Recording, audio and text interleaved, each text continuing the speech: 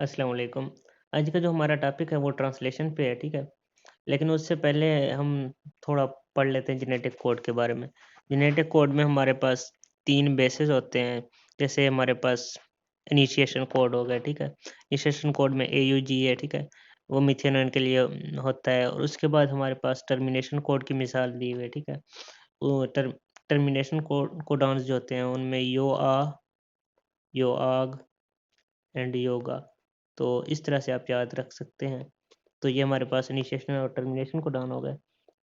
उसके बाद जो है भाई हमारे पास characteristics of the genetic code code characteristics में से क्या है? सबसे पहले वो कहता है कि ना हमारे पास जेनेटिक कोड होता है, स्पेसिफिसिटी उसकी होती है, ठीक है? हमारे पास एक कोडॉन जो भी होता है, पार्टिकुलर कोडॉन, वो एक किसी खास अमीनो एसिड के लिए होता है।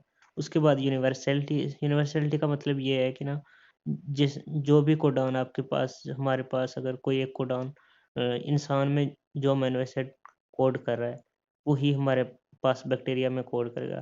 तो यूनिवर्सैलिटी का ये मतलब हो गया। उसके बाद डीजेनरेसी। डीजेनरेसी का मतलब ये है कि ना कभी-कभी हमारे पास अ, एक से ज़्यादा कोडॉन हो सकते हैं एक स्पेसिफिक अमीनो एसिड के लिए, एक ही अमीनो एसिड के लिए।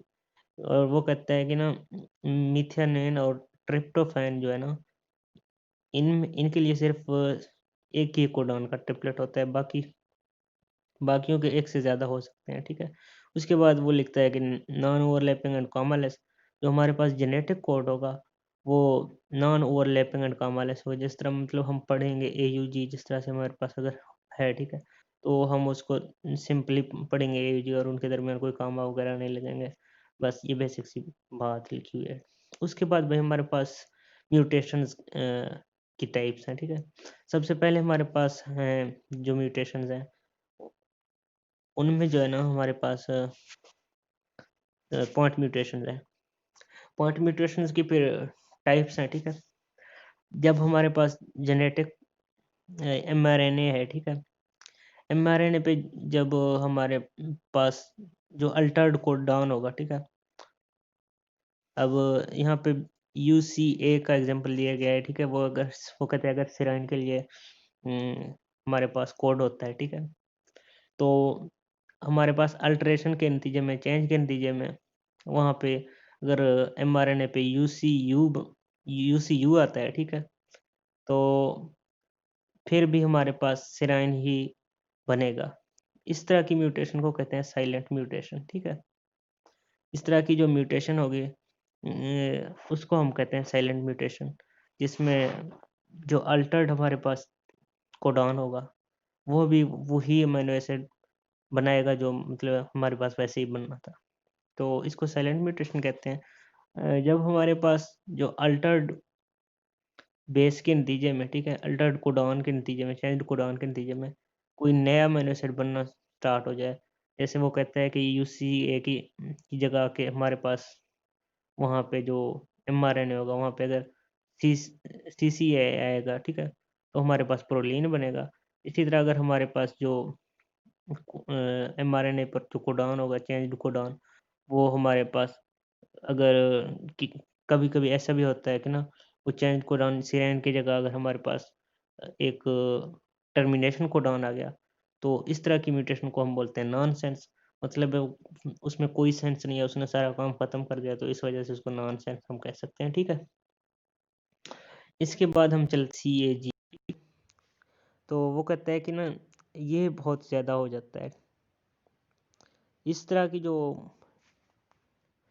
ये वाला जब सीक्वेंस ज़्यादा हो जाएगा, ठीक है, तो हमारे पास ग्लूटामेट जो है ना वो ज़्यादा प्रोड्यूस हो जाएगा और इस तरह से ना बहुत बड़ी प्रोटीन बनेगी और इस डिज़ीज़ को हम कहते हैं हंटिंगटन डिजीज़।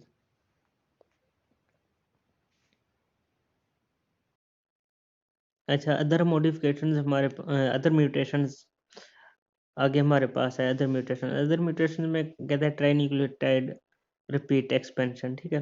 तो कभी-कभी हमारे पास ऐसे होता है जो हमारे पास कोडिंग रीजन है, ठीक है? उसमें ये वाला जो सीक्वेंस है CAG सीक्वेंस, ठीक है?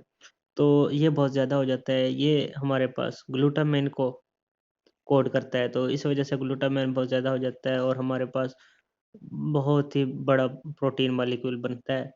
और इस तरह से वो फिर एबनॉर्मल प्रोटीन होता है और ये इस तरह से जब होता है हमारे पास तो एक न्यूरो डिजेनरेटिव कंडीशन है, ठीक है? इसको बोलते हैं हंटिंगटन डिजीज़, यहाँ पे मेंशन हुआ अपन, ठीक है?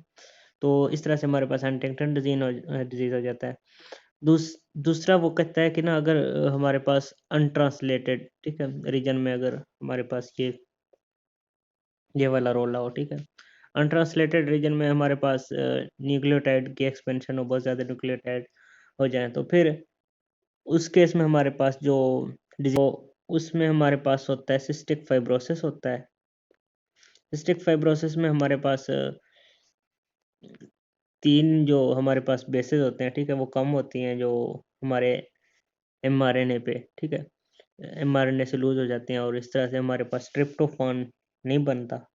वो मतलब जो हमारे पास प्रोटीन बनना होता है उसमें ट्रिप्टोफैन नहीं होगा और फिर इस तरह से हमारे पास ये वाली डिज़ीज़ हो जाएगी और हमारे पास जो रेगुलेटरी प्रोटीन है CFTR, cystic fibrosis transmembrane regulatory protein, तो वो एबनॉर्मल हो जाएगी और उस तरह से जो हमारे पास नॉर्मल उसका फंक्शन ये होता है कि उसने ना एपिथेलियल सेल में एस क्लोराइड चैनल एक्ट करना होता है। तो जब ये नहीं होगा नॉर्मल तो इसकी वजह से ना हमारे पास थिक सिक्रीशंस पैदा होंगी लंग्स में और फिर इस तरह से लंग्स की डैमेज वगैरह हो सकती है। तो ये था हमारा म्यूटेशंस वगैरह के बारे में।